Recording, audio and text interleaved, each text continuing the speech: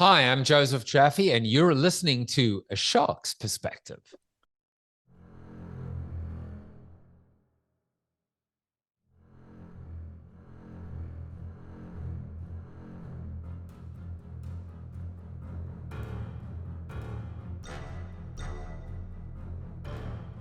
Welcome back, and thank you for joining A Shark's Perspective. I'm Kenneth Kinney, but friends call me Shark.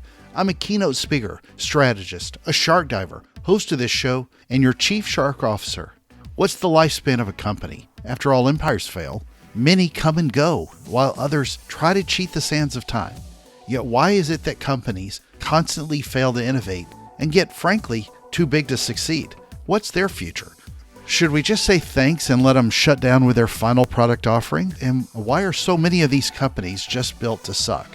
Joseph Jaffe is a talk show host, a consultant, speaker, author of Built to Suck, The Inevitable Demise of the Corporation and How to Save It, and his newest, Forever Changed. And on this episode, we'll discuss companies sucking less with bad service, life in your message before the pandemic and after, and more after a heart scare, Web 3.0, NFTs, what the next generation wants in a corporation, community, scarcity, a collective, an abundance mindset, an armored car in Venezuela, and kidnapping insurance, South Africa's way in the world, Nelson Mandela, Elon Musk, Jaffe and fruit juices, pandemic platform, superhero fights, won't eat carbs, and a lot more. So let's tune into a not famous Joseph with an infamous shark on this episode of A Shark's Perspective. Joseph, welcome to A Shark's Perspective. Would you please tell us a little bit about your background and your career to date? Yeah, well, my new way of describing myself is not so new is BPAP, before pandemic, after pandemic. So before pandemic, I was a chronic consultant, speaker. I've written 5 books. I've keynoted in 50 plus countries, including Venezuela, of all places. And then, of course, the pandemic hits, everything goes to hell in a handbasket, and I became a talk show host. So, today, if you ask me, and you just did, I'll tell you I'm a talk show host, and I'm proud of it. And in addition to that, I dabble a little bit in the Web 3, and so it's Just a been little bit. yeah, just a little bit. It's been an interesting journey. So why did you say Venezuela? Because it's the craziest place, and Yeah, it's one I'm fairly certain I'll never go back to. It's not true. so it's not, well, at least I think I might have gone in with a South African passport. That's the one advantage of having dual citizenship, but it's not the safest place for No, it's Americans. not. No, I used to live in South America, but not in Venezuela. And Although if anyone's watching from Venezuela, but I had the best time. The people are incredible. I'll tell you just a quick anecdote. So I was there with Philip Kotler, who's like my hero, my role model, in marketing. And the two of us are the 2 keynote speakers. And we're in an armored car with like 2 security guards with like semi-automatic weaponry. And I'm just trying to make conversation. So I was like, so you're like with Kotler and Jaffe, like, when's your next gig? And they said, tomorrow night we're with Maroon 5. So I was like, you screwed up majorly that you're like with me, and you're with like, although these days, like Adam Levine's not exactly in the news for the right reasons at the yeah, moment. So, true. so maybe the good gig was Jaffe, not Levine. Who knows? I don't know. Yeah, it's something you have to think about is when you deliver a keynote now is kidnapping insurance. So that's the story of the day. So talk a little bit about what you went through before pandemic and after pandemic and during the pandemic when you had some life changes as well with your heart. Yeah, I mean, I'm one of the few people that can honestly say that 2021 sucked way worse than 2020. Because, I turned 50, I went for my routine physical. I was in fine shape. I'd been running, I was exercising. It's the one thing during the pandemic. I really, really was very active physically. And the doctor was like, yeah, you're in great shape except for the merman. I was like, the mer what? The merman, the mermaid, the mer what? And turned out I needed open heart surgery, which developed complications. I ended up with 3 infections, a second surgery, 4 hospital stays in total, and then I got COVID to boot. And yeah, it was just life. I mean, life changing in the sense that it really put everything. If the pandemic didn't put everything into perspective, well, this sure as hell did. And it's actually like really propelled me. Originally I was thinking, what would my next keynote be? What would my next book be? Would I ever write another book? And so I started to think about a book called Pivot, kind of how I changed my entire life because of a global pandemic. And then I realized with the heart surgery, it pushed me even further. And so, I was inspired and wrote my sixth book in 3 weeks, titled Forever Changed: How a Global Pandemic Changed My Direction, My Purpose, and My Life. And so, one of the things in this book that I say is, and I'm like, it's so part of me now, which is, look, if you didn't change your life during this time, then you wasted an opportunity. It's like, how many signs, like what else do you need in order to convince you that to move to the light, to be happy, to be fulfilled, to pursue your purpose on this planet? And it shouldn't have to take a global pandemic to change your life, right? But it helps. But what if there was a way to actually develop a formula to kind of do that without needing to go through all the catharsis? So it's really been something that like I say now in the book, write it down, everybody. Write it down. Write down your story. Don't let it become memories, faint, foggy, ambiguous memories. Write down where you were, like, to your point, Shark, where you were before pandemic, where you were after pandemic, how you felt the day the world stopped and stood still. Write it down, and crystallize it. It's like a different kind of journaling, because this is a moment that will come about, hopefully not more frequently than 100 years. And you have a responsibility to yourself, to your family, and to the people that come after you to make sure that they don't make maybe the same mistakes you did, which was, SSDD, same shit, different day. Yeah, so I couldn't agree with your point at the end about life in particular any better than that. I mean, I agree completely. How do you think this has changed you with your marketing message? Because you speak to audiences as well, and you're doing it through your talk show from a marketing perspective, not just a life perspective. How are you approaching that differently than you did before? I've always been, my whole career has been skating to where the puck was going, right? The Wayne Gretzky quote. And I've always been pretty good at predicting, not the future in terms of, the singularity and all this crazy stuff, but like very good at being able to anticipate what's next. As a case in point, in 2004, when I wrote Life After the 30-Second Spot, I came up with 10 approaches. One of them was called communal marketing, which I defined as marketing to and through communities. Social media as a term didn't exist, and nor did Facebook. One of them was consumer generated content. YouTube didn't exist yet. So I really have a track record of being able to kind of, plot out where the world is heading. And so in many respects now, I look at marketing, and even yesterday in my keynote, my first IRL keynote I gave, I said, well, the question is, can marketing, everyone says marketing is dying. Can marketing be saved? Can the corporation save marketing? To which I say, can marketing save the corporation? Number one. And number two is it's moving towards what I call now community capitalism. And the formula there is shared values, shared ownership, shared rewards.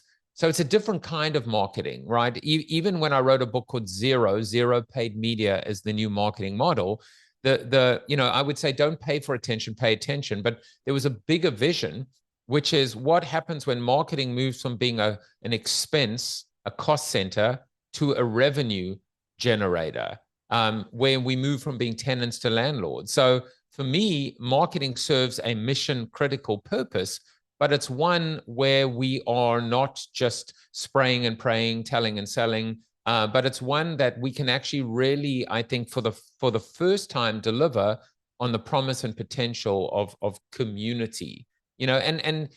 Shark, ultimately, it always comes down to one word, which is differentiation, right? How are you different in the hearts and minds of your consumer? Number one. Number two is why would I choose a commoditized brand A over a commoditized brand B? Whether it's rental cars, whether it's airlines, whether it's hotels, whether it's, cell phones. I mean, I always tell the story. I was walking down the streets in New York City.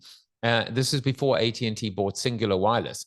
And it said, there was a poster that said Singular Wireless, the network with the fewest dropped calls. And I was like, you're actually selling yourself saying, we suck the least. So that's not a way to build a business and a brand and a relationship. So for me, so what differentiates if it's not the 4 Ps? Well, it used to be, I would say, customer service, customer experience, your call is important to us and will be answered. I'm speaking your language, and will be answered in the order it was received. You are number 275,000 in line. My best is you're very important to us. Your wait time is 1 hour and 45 minutes, but I thought you said I was important to you. So I think there's something even more than that. And for me now, it is going to be this idea of community capitalism. We choose a brand, a company that not only shares our values, but actually is committed to making this world a better place. And listen, perfect timing. Patagonia's founder just gave away the company. So it's like, okay, that's now the gold standard. We can spend the rest of our lives trying to emulate, which we won't.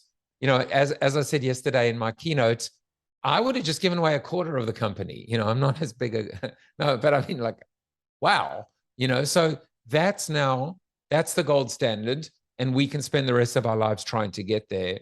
We probably won't. Well, more than that is to go back to the reference about your time in line is now that they'll call you back in a couple of days and they remind you, you never lose your place in line waiting for customer service to call you back. So that's the sad, polite way of them raising their bar. I think the callback is better though, right? I mean, the callback says rather than wait, we can call you back when it's your turn. I can tell you the copy. I remember, I know it. When it's your turn in 2 hours and 43 minutes. And so here's my little juvenile thing that I do, which is they go, please leave your name, and so I go, you worthless pieces of shit, and so what will happen? They go, when you worthless pieces of shit is there, and so that's what I do is like I just insult them, and so obviously the automated system thinks that that's my name. Absolutely. I'm curious, you just got back from South Africa. When you go back and speak to people there, how are people looking at the world differently there? Because the pandemic affected us here differently in the US. I'm kind of curious what you saw when you were there. Well, let me tell you, when it comes to healthcare, I'm not sure we are the gold standard in the world at all. It's funny because you pick up different things in different countries. So, for example, I think the healthcare in South Africa is called Discovery Momentum or Discovery or something. And so, for example, when I was there, there is a 5K fun run every Saturday morning. And everyone that finishes the 5K fun run gets like a token, or they have a membership pass, and they log that activity into their healthcare system. And it actually gives them perks and even discounts their monthly fee based on them being active and keeping active. So in some cases, the thing about South Africa, I mean, I'm born there. So like if anybody wants to, like, I'll use myself not in an egotistical or a narcissistic way, but to say, oh, Jaffe, he's got a funny accent and some of the time he's reasonably intelligent. Well, there are many more people like me in South Africa. There's an interesting entrepreneurial spirit. There's a can-do approach. We don't really respect rules that much in South Africa. And so South Africa has produced some really brilliant leaders. And I mean, Nelson Mandela, probably number one. Chris Barnard, who led the first human transplant. So, and then there's that Elon Musk guy who's a little crazy. And Dave Matthews. No, and that's it. No, but I mean, so there is a beautiful can-do approach. But, one thing I've learned from keynoting around the world is, first of all, as someone who wasn't born in the US, we tend to be very US-centric when we keynote, right? So we go to another country, and we kind of don't really often some of us do, but customize or personalize or make sure that what we're saying is not too US centric. And so, one of the questions I'll often get is, well, that's fine for you in the US, but what about us here? And so, like, when it came to like digital, I mean, I was a digital evangelist and then always kind of focused on, I call myself the Robin Hood meets Ricky Gervais. I like to steal from the rich and give to the poor, and drink while doing it, and insult people. No, but that was the old Joe. But I always talk about timing, right? So everything in life is about timing. Would you rather be too early or too late? But here's the thing: if you think you're too late, you are earlier than the people that are going to come, 1 year in 1 year's time, wishing that they had started it when you started it, where you were wishing you started it a year earlier. So in some respects, Victor Hugo once said, there is nothing as powerful as an idea whose time has come. If you believe that the idea is strong enough that it will be universally applicable, and valuable and relevant, well, then it's almost like my message to those audiences would be, guess what? Like, I've seen the future and this is the future. You now have a head start. So good luck. And you're out in front if you take advantage of the opportunity. So that's how I've always dealt with different, audiences, and realizing that not everyone is at the same place at the same time. Yeah, and the only reason I ask is I've lived in other countries, I've spoken in other countries as well. Probably not as many as you, but I'm always fascinated by people that are looking at the US a different way, looking at their own lives a different way. And really, it just helps you develop a broader perspective that's, again, to your point, not so insular and isolated And from the rest of the world. I think social media has done that here a lot. In a lot of countries, aren't spending nearly the amount of time as we are. There's a and couple of I've countries that are spending a lot more. It's very interesting to see how people think all over the world. And I've also keynoted through several US presidents. And it's always very interesting, to see how the world views the US, and in some cases, people can insert, mix and match, insert the president to the moment. But it's been amazing seeing US at times respected and revered, and at other times ridiculed, and chastised. And so you really do get a sense when you get out the country to understand how the world sees the US. In some cases, even this idea, of the greatest country, we're the greatest country in the world. Well, you're only the greatest country of the world if you can prove you're the greatest country in the world. And if people believe it, and if they aspire to want to be a part of it. So a lot of it is branding, right? A lot of it is perception, is reality. And so, like, I've enjoyed that part of the travel. I've enjoyed that part of meeting new people and always expanding my belief set, and sometimes, suspending disbelief, and being open to different perspectives, and always adapting accordingly. Well, it wasn't so much a marketing question. I think I was just thinking about your heart surgery because I've got friends that still come over here for more innovative procedures, but access to basic healthcare in a lot of other countries is a lot better than it is here. Yeah, and in terms of specialists, for sure. I mean, because again, the thing is, this is such a huge market. And so one of the things that I've always loved about the country is that, you really can be super successful by being mediocre. If you think about it. I mean, you can, if you find something or develop something, even like what I love about it, speaking of sharks and Shark Tank, you can find a product that really is a mass market product.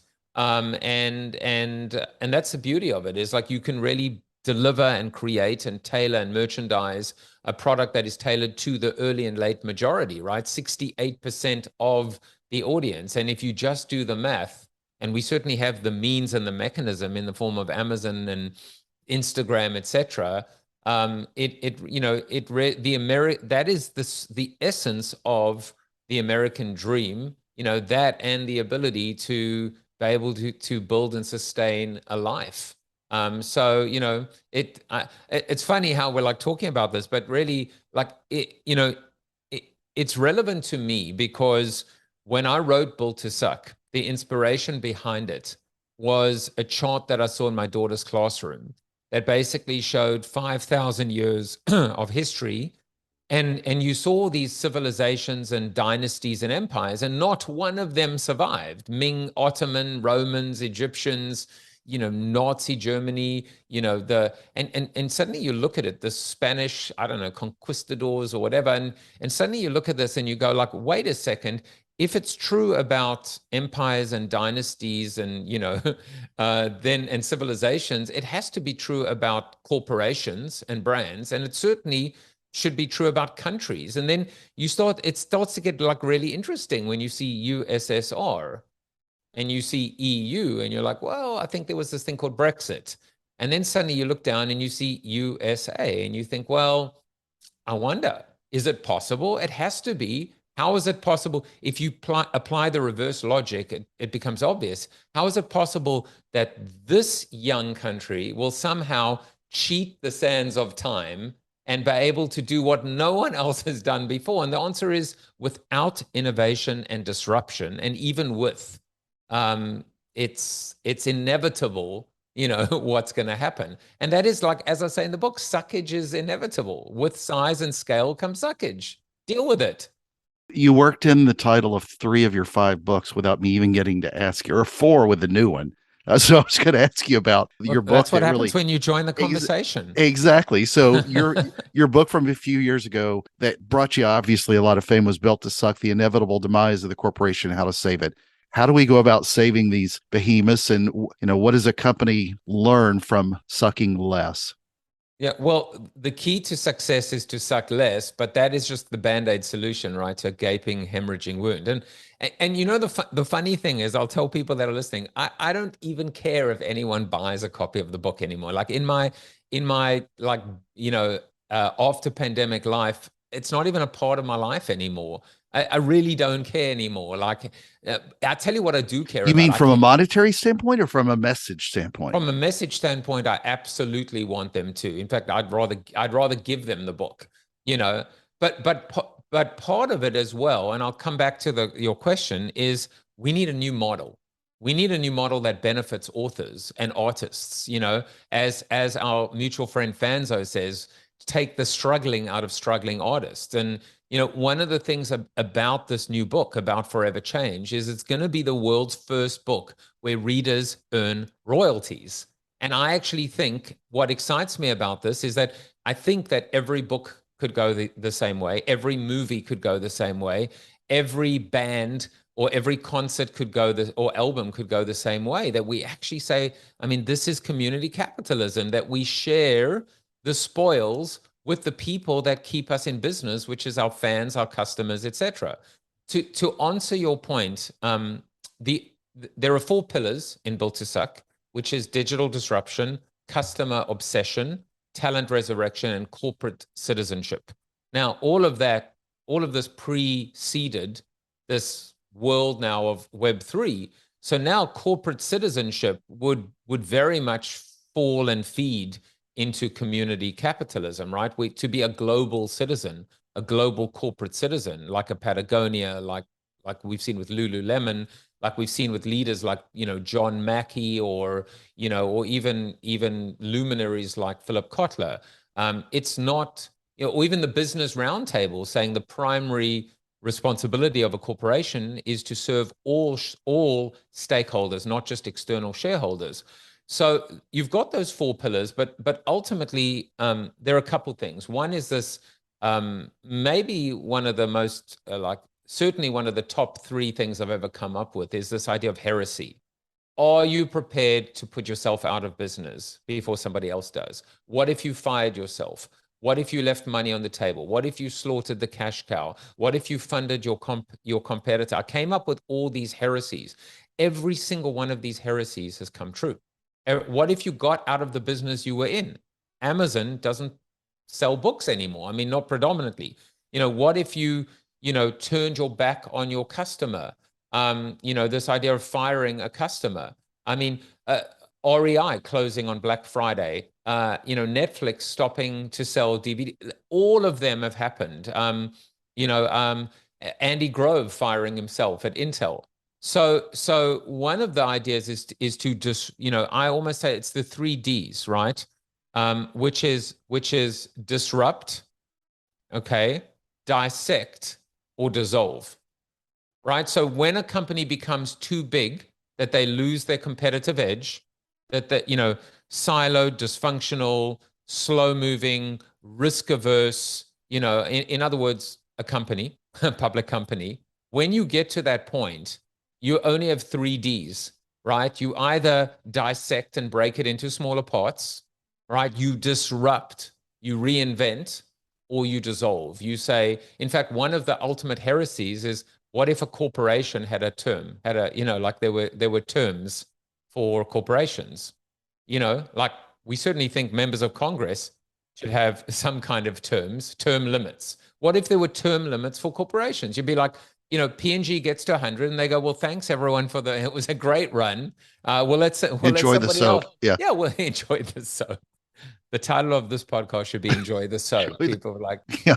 Well, so how do you argue that though with people that eventually just want to make money? Because as good-hearted as that is, how are you going to convince a generation of people to change the way they look at just the greed they make in a corporation? because that's not what people want anymore. I mean, it's how much is, I had Ray Higdon on my show, and we spoke, and one of the things he says, and he's one of those super, Tony Robbins like coaches and mentors, and he made money, he lost it, he made it back, but one of the things he says in his book is money doesn't buy happiness. And so I said, well, let me push back on that, which is it's fine for you to say because you have money, So like I gave him that, and he said, well, here's the thing. It was a really interesting insight. He said, money and happiness are actually two different things, but somehow we've, correlation to what's it? Causation doesn't equal correlation, right? Or the other way around, whatever. But it's like we're conflating and we're connecting two things that are actually independent. That's the first point. The second thing, which I loved about it, he said, look, when you don't have money, you compare yourself to someone who has money. When you have money, who do you compare yourself to? Like at some point, someone who has more money.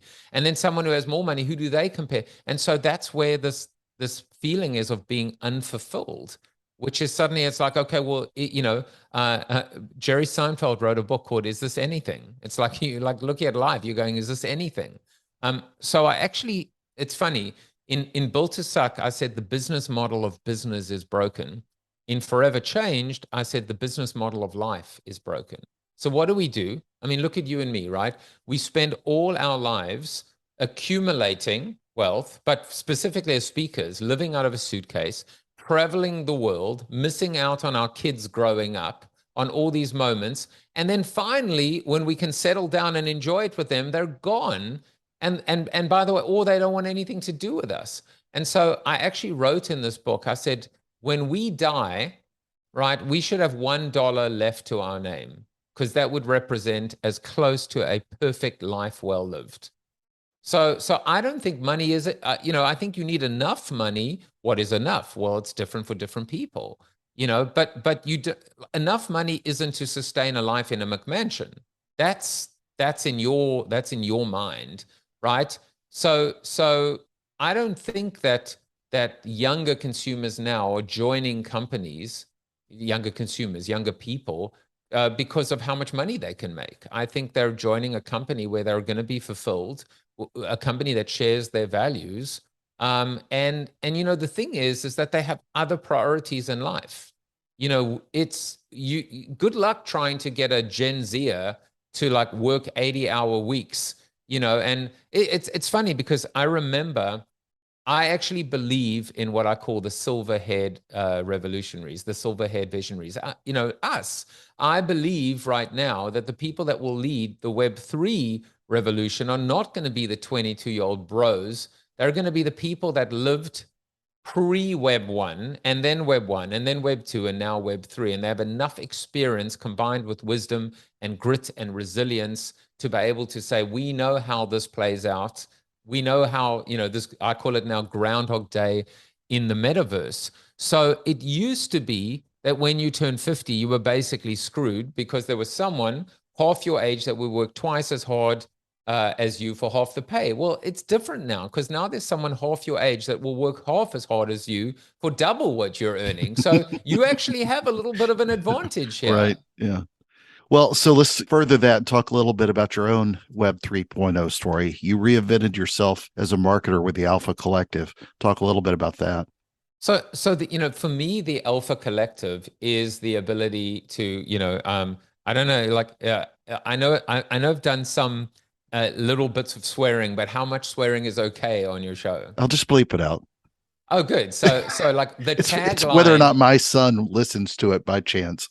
Well, he'll like this though. But the tagline for Alpha Collective was going to be "Let's not f it up again," because it's like it's Groundhog Day in the metaverse. It's like I've seen the big brands making the same mistakes over and over and over again, and I think Web3 is too important. I think this strategic vision, right, of actually ushering in community capitalism. The mission of Alpha Collective is to help onboard the next billion wallets. I believe in shared values, shared ownership, shared rewards. And so, in creating this premium community meets conference, meets mastermind with 52 keynote speakers over 52 weeks, the safe space where brands can come in and collaborate with creators, with founders, with degens, with crypto natives, can learn and can make decisions, without what I call now brand FOMO, right? Because half the time you've got, not half the time, but you've got brands leaping, forward into Web3. Why? Because it's a PR play. And it actually tends to backfire because then all the natives chastise and say, yet another clueless brand doing a clueless activation. And then, of course, the mainstream media picks up on it, all the lazy journalists. And the next thing you know, everyone now is once bitten, twice shy. So I've just seen it so many times. The other thing as well, and I started a company called Crayon. And 15 years ago, 2007, we were in Second Life. We were in the metaverse when the metaverse actually meant something. We did a program for Coca-Cola called Virtual Thirst. The whole idea is Coca-Cola, world's most loved, world's biggest brand, world's most ubiquitous brand, 204 countries, right? They're wherever the consumer is. So if the consumer is in Second Life, well, then Coke needed to be there. So what is Coke in the business of? Quenching thirst. Well, how do you quench a thirst if you're an avatar in a virtual world? Well, does it have to be quenching a thirst for, like, what about a thirst for knowledge? What about a thirst for meaning? What about a thirst for connection? So we actually developed a whole program. But then what happened is a journalist calls me and says, "Hey, I'm doing a piece on Second Life. We'd love to profile you." I'm like, "That's awesome. And do you think you could introduce us to your co-client?" I said, "Hell yeah, of course I can." Right? So we sit down, I'll never forget it. And the journalist says to me, "So can you show me Second Life?" I said, "But surely you're in Second Life." And he's like, "No, I've never been in before." I said, "But you're doing a whole piece on it." So I showed them around, I took them in. Well, it was a complete hatchet sandbag job. The headline of it is, how brands are wasting millions of dollars in a deserted wasteland. Sound familiar, right? And my poor client got like exposed in this for being like, the poster child. Well, I created a piece of video like content this year and I called it Wasted Time. And I said, can you imagine what we could have achieved in the last 15 years if we had trusted ourselves and our consumer and not necessarily, the false prophets and the lazy journalists? And I'll just say, like, for what it's worth, if we think about people who are physically impaired, what this virtual world allowed them not only to walk, but actually to fly and even teleport. So there are a lot of interesting use cases. And so for me, Alpha Collective is always, don't look at the finger, look at where the finger's pointing. And that's why I think, like, if we have a chance right now to really deliver against this communal marketing value proposition that I once created in 2004, that's why Alpha Collective exists. And then there are other parts to it as well, like IRL events, etc. We do a virtual coffee every morning from 8 to 9 in Discord, and anyone listening to your show can come for free. And there's no upsell. In fact, we're doing a free mint at the moment as well. So people can actually get an entry level pass for free into the collective. And they can actually attend all of these 52 alpha talks. So there's no catch. There's no bait and switch. This is the new marketing. The new marketing says, and I'll kind of, like in Clubhouse, I'll land with this as well. Could you please land, Joseph? I'm like a bit of verbal diarrhea. But, one of the most amazing things about this space is this idea of like the whole world has traded, the media world in particular has traded on scarcity. But in this world, there is no scarcity mindset. There's only an abundance mindset. Now, let me give you an interesting application. Alpha Collective has 1,000 paid passes and essentially 1,000 free mints. So one might say, but wait a second, what do you mean an abundance mindset? Well, here, that's scarcity. No, it's not necessarily, because when it sells out, first of all, once you're in the collective, there is an abundance mindset. There is no upcharge, cross-sell. Once you're in, you're in. There's never another penny that you pay for in your 1 year's membership term, because it's a 1 year membership term. That's the first thing. The second thing, like for example, my time is free in Alpha Collective. So I've NFT'd myself. You cannot transact with me traditionally. You can only do it through Alpha Collective. But here's the thing. There's always a buyer. That's what I learned about the space.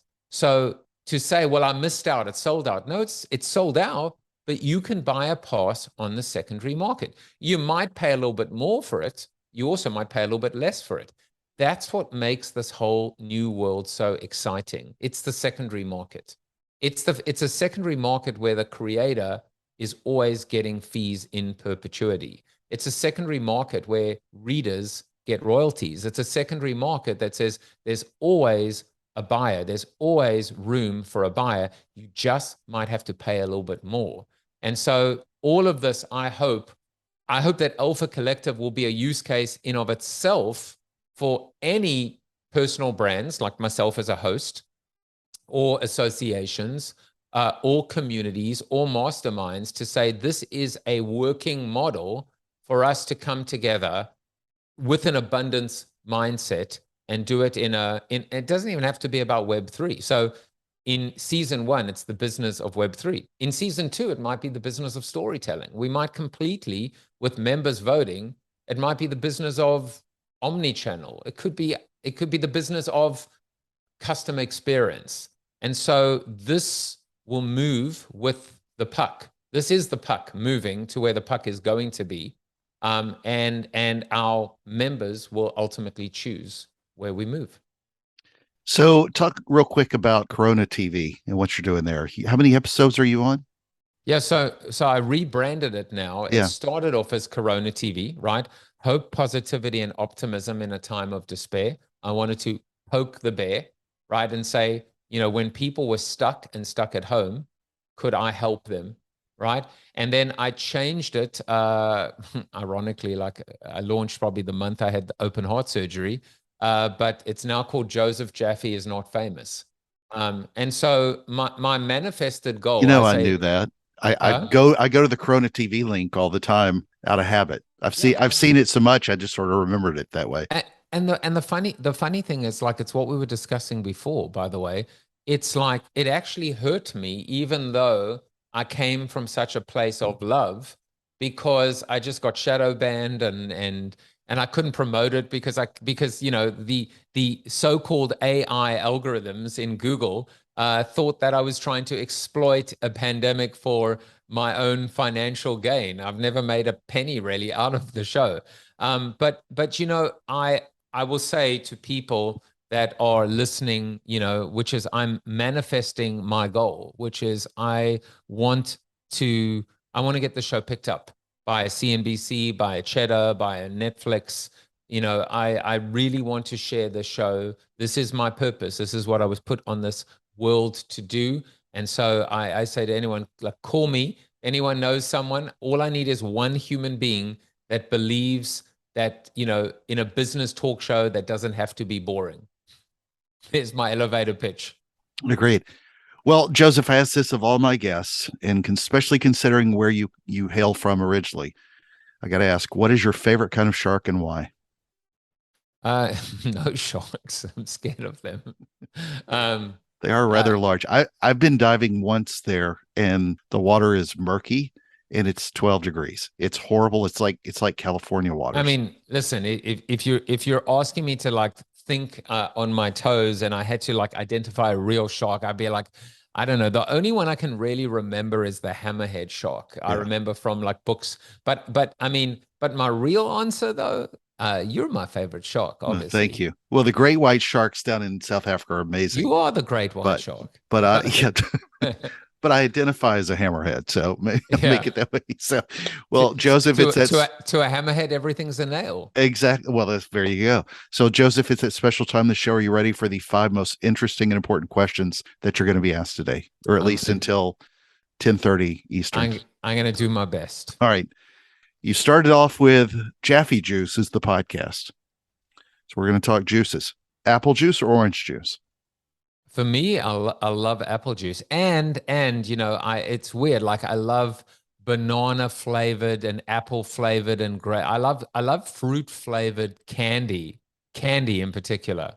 Nice. All right. Number two, more beautiful place to visit: Johannesburg or Cape Town? It's like I know the sorry if you live in softball. Johannesburg is not. There's nothing. Mm-mm. The people, I had a friend, a good friend from Johannesburg, and he would say, he would say Cape Town, big mountain, little people. So the people in Johannesburg, it's like Melbourne to Sydney. But I mean, Cape Town is seriously one of the most beautiful, beautiful cities in the world, and I've been to many. All right. Number four, Was that or was sorry, that number three. Number three. I want Thank you. number three. Don't cheat me out of No, three. no, no. Number three, two of the social media platforms that jumped out during the pandemic: TikTok or Clubhouse? So, such a good question. I mean, the one that clearly won is TikTok. I mean, the one that has been a Clubhouse is still just will be like, unfortunately, a little footnote that no one will remember.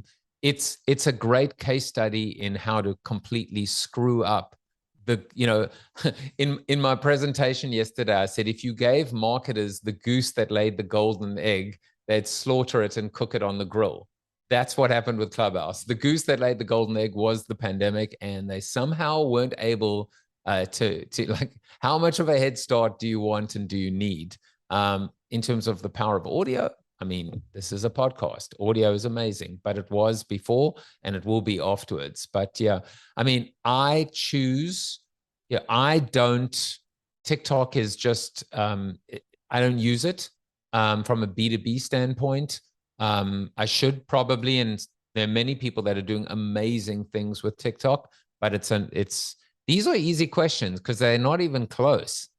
Make them hard. Clubhouse is the MySpace of this generation, so it's obscurity quickly. All right, number four, Superman or Captain Marvel? Who wins a fight? I mean, I mean, that's a great question. Now, I am a DC Comics guy.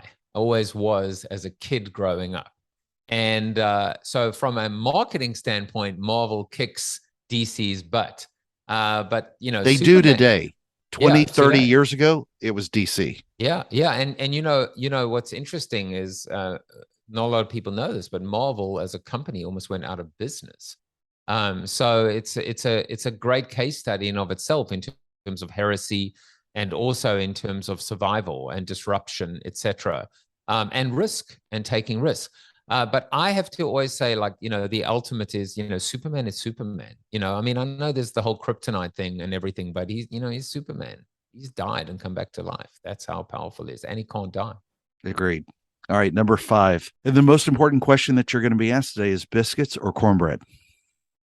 So I don't even know how to answer that question because the American version of a biscuit is not what is it's like a scone or a scone Oh, or it's something like much that. better than a scone. Yeah, I'm going with neither because I'm doing intermittent fasting at the moment and trying to eliminate carbs. If it So was I'm your going to go. last meal on earth and you had a carb choice, would you choose biscuits or cornbread? American biscuits. I'm going to choose South African boerewors, which is meat. Like I'm going to completely sabotage your question You're and the say first person who's refused I refuse. But 300 episode plus episodes. you see, but I'll tell you, I sometimes talk about like I call it the death row meal. Like what, you're on death row and you've been asked, this is your final meal. So for me, it's just strings of South African sausage, boerewors. Wors is sausage in Afrikaans, and the boer is the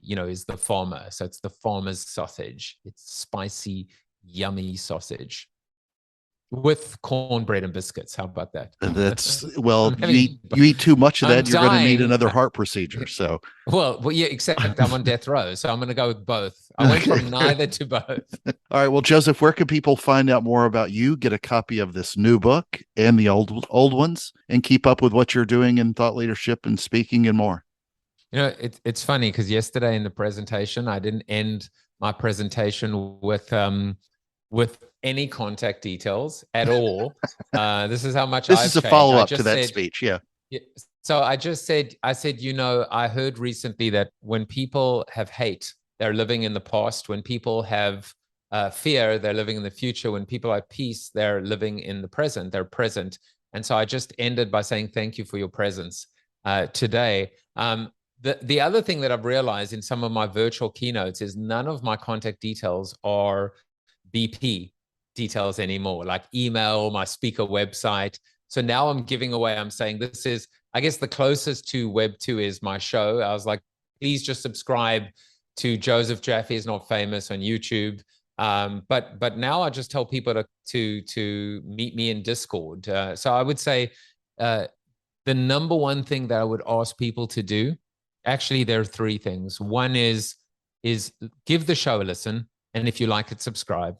Number two is come into discord.gg/Alpha Collective.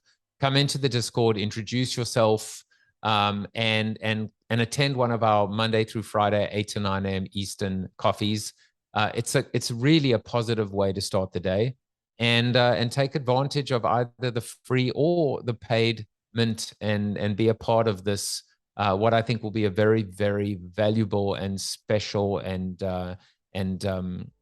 powerful community. And if all else fails, just Google me. I'm pretty much Jaffe Juice on every platform. There you go. All right. Thank you very much, Joseph, for being with us today on A Shark's Perspective. I'm glad I didn't get eaten by the shark today.